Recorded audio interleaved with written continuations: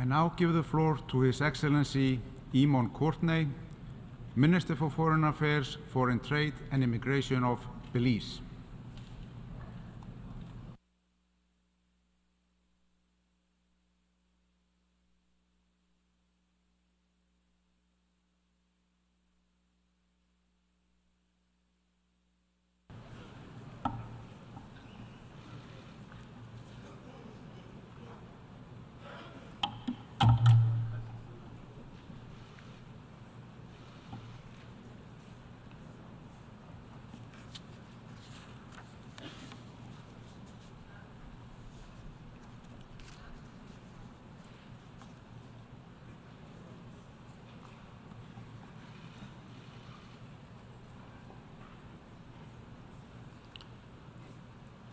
Mr. President, it is with immense pride that Belize offers its heartiest congratulations to the President of this General Assembly.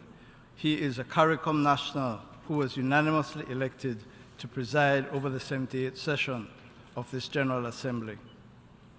The theme for our general debate, Rebuilding Trust and Reigniting Global Solidarity, is timely.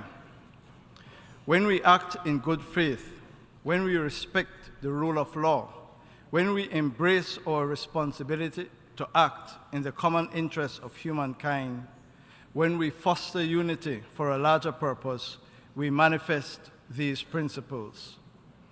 Trust and solidarity are foundational to multilateralism. Regrettably, sir, trust and solidarity are in diminishing supply at a time when the capacity of planet Earth to sustain human life is in grave peril. Mr. President, the 0.7% ODA GNI target, first agreed in 1970, has never been met. By one estimate, this failure has resulted in $6.5 trillion in undelivered aid to developing countries. At COP15, developed countries committed to mobilize $100 billion per year by 2020 for climate action. That commitment has yet to be met. Consequently, US $381.6 billion in public finance, climate finance has been foregone. The commitment made in 2015 in the Addis Ababa Action Agenda to phase out fossil fuel subsidies has been completely ignored. According to the IMF, fossil fuel subsidies surged to a record $7 trillion last year. Despite their strident calls for respecting human rights, the Global North remains outside the Convention on the Rights of Migrant Workers. Deaths and inhumane treatment of migrants at the southern borders of the Western world continue with impunity. The hoarding of COVID-19 vaccines by developed countries and their continuing refusal to waive intellectual property rights for COVID-19 vaccines cause prolonged suffering in the developing world, with some countries still below global vaccine targets. Mr. President, mistrust is widespread. Solemn promises are routinely broken. Narrow nationalism and insularity have displaced global solidarity. Indeed, the situation is critical. Only 12% of the SDGs are on track for achievement. For the first time, the Human Development Index declines globally for 2 years in a row, placing greater burdens on the most vulnerable. Poverty and food insecurity are rising. Hunger is at a level not seen since 2005, a major regression. High inflation has returned. The global average temperatures for the last 3 months were the highest on record. Yet, G20 countries, who are responsible for 80% of greenhouse gas emissions, are failing in their duty to drastically curb their emissions. Keeping 1.5 alive is slipping from our grasp. The development financing gap is widening, putting development out of reach for low-income and vulnerable countries. Our governments face a callous choice between Scylla and Charybdis, expensive debt payments, or acquiring even more debt to invest in development and resilience. More than half of the world's top 50 most climate vulnerable countries are home to 40% of people living in extreme poverty. But as they represent only 2.5% of the global economy, their debt distress falls through the global financial cracks. Paradoxically, accompanying the progressive erosion of trust and solidarity is the inclination to further dig in, to deny the science, to dismiss the perspectives of others, to retreat into like-minded spaces, and to stoke more division.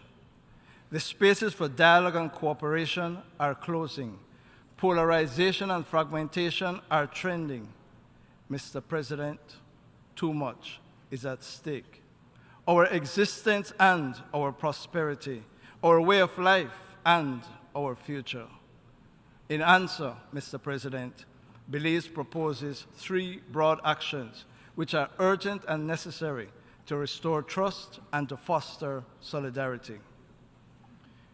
We are living now with the tragic consequences of 20th century multilateralism institutions and their governing mechanisms that are ill-suited for the crises of the 21st century.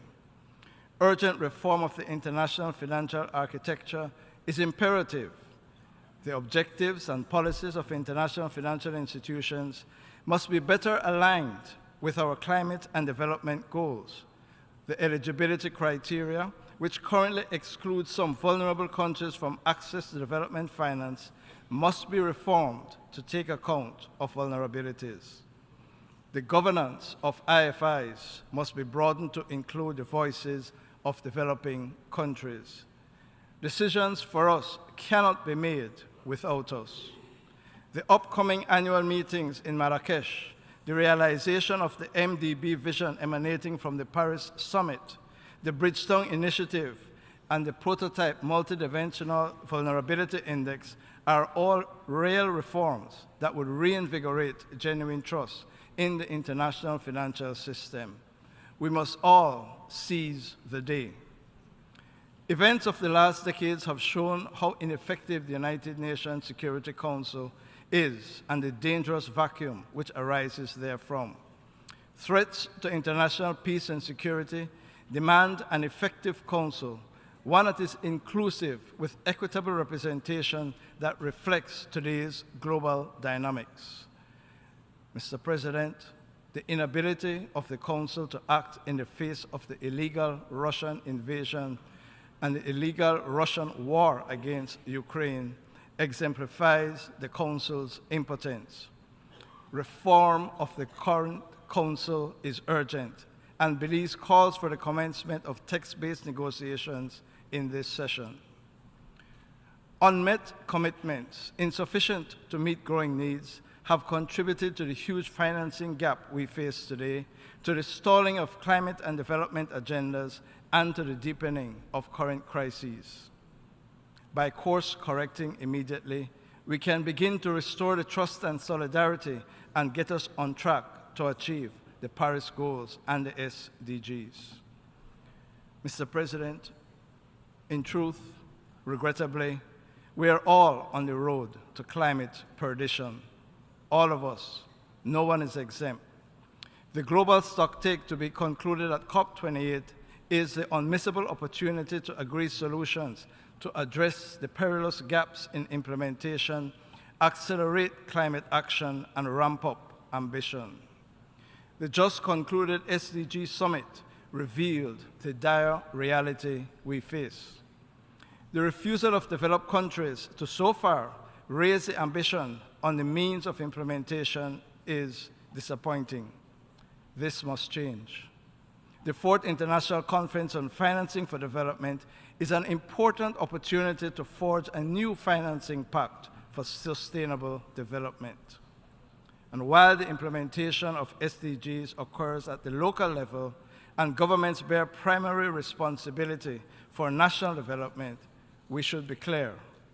Achieving SDGs is a shared responsibility of all countries. The SDGs are a bulwark against conflict and insecurity, the pull of migration and social instability. Mr. President, trust and solidarity can only thrive where there is justice. The terrible injustice and poison legacy of Native genocide, slavery, and the transatlantic slave trade cannot continue to be ignored or to be the subject only of academic discussions. Descendants of slaves continue to struggle with persistent racial discrimination, marginalization, and generational trauma. The consequences of slavery for our countries manifest today through underdevelopment, poverty, and structural inequities. CARICOM has put forward a 10-point plan which addresses the core of reparatory justice as we see it. Reparatory justice is essential to any redemption from a historical wrong that is so indelible that it can never be fully remedied but must be reckoned with. To the governments of the European countries that enabled this evil, we say that the time for redemption, for respect, and for reparation is here, and we demand it. The decades-long call for climate justice must be answered. Small island developing states like Belize are the most vulnerable to climate change. Our countries are reaching the limits of adaptive capacity and already incurring loss and damage, and will continue to do so. Yet those whose economic prosperity and wealth have been based on climate-destroying activities are attempting to evade their historic responsibilities by lowering ambition on climate action, backsliding on implementation of their obligations, and refusing to deliver on climate finance. This blatant injustice, Mr. President, is compounded by the reality that to invest in resilience, to respond and recover from climate-induced disasters, we must borrow from the very same wealthy countries. Developed countries must urgently double adaptation financing and better align that financing to our growing needs. They must close the emissions and implementation gaps to keep 1.5 within reach. The Loss and Damage Fund must be operationalized and capitalized at COP28. We need adequate resources for just transitions to sustain our low-carbon economies and to further decouple our energy, transport, and electrical systems from high-polluting activities. Mr. President, too many of our member states continue to be oppressed by systematic but entirely repairable injustices. The ambivalence of the international community and the United Nations itself in response to the desperate call from Haiti for assistance is unconscionable. The Haitian people are suffering from unimaginable violence, human rights violations, and a humanitarian disaster. The CARICOM Eminent Persons Group is working to facilitate political consensus building that will be essential for Haiti's recovery. A broad-based political compact is urgently needed to transition to constitutional governance. Belize commends the offer of Kenya to lead a multinational force to provide security assistance to Haiti. Mr. President, Belize will join the other CARICOM countries in contributing to the multinational force once the appropriate framework is in place. And we call for the full funding of the Haiti Humanitarian Response Plan and a strong Security Council resolution to support the mobilization of the multinational force. Time flies. Haiti can wait no longer. Belize repeats its call for the immediate lifting of the illegal, immoral, and unjust commercial, financial, and economic blockade imposed on Cuba. The designation of Cuba as a state sponsor of terrorism by the United States of America is evil and pernicious. We deplore it, we condemn it, and we call for its immediate removal. In the post Cold War dispensation, the American policy has no other objective but to cruelly punish ordinary Cubans and stifle their sustainable development aspirations. Indeed, the increasing imposition of unilateral coercive measures against Venezuela and other developing countries is both illegal and a significant obstacle to development. Mr. President, for more than half a century, the international community and the United Nations have failed to deliver a peaceful and secure state for the Palestinian people. Consequently, the people of Palestine continue to suffer the indignities and illegal occupation and Israeli apartheid. I reiterate Belize's full support for the realization of an independent Palestinian state within its 1967 borders, with all attendant rights, including the recognition of East Jerusalem as its capital and the right of return.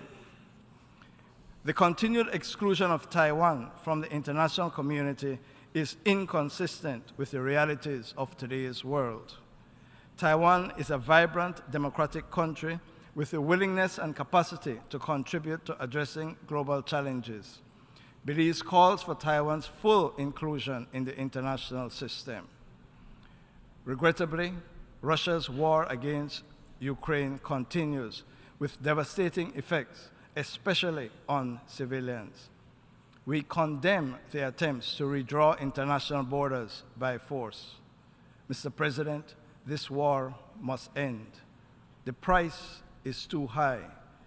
It is time for peace. The international community must urgently right the wrongs unceasingly and unnecessarily perpetrated against these countries. Doing so would serve immeasurably toward rebuilding trust and solidarity among our community of nations.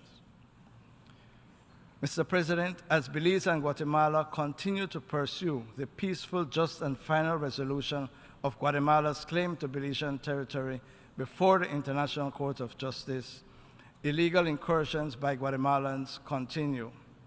Recently, Guatemalan military forces illegally entered Belizean waters and unlawfully removed Belizean flags placed on Belizean soil.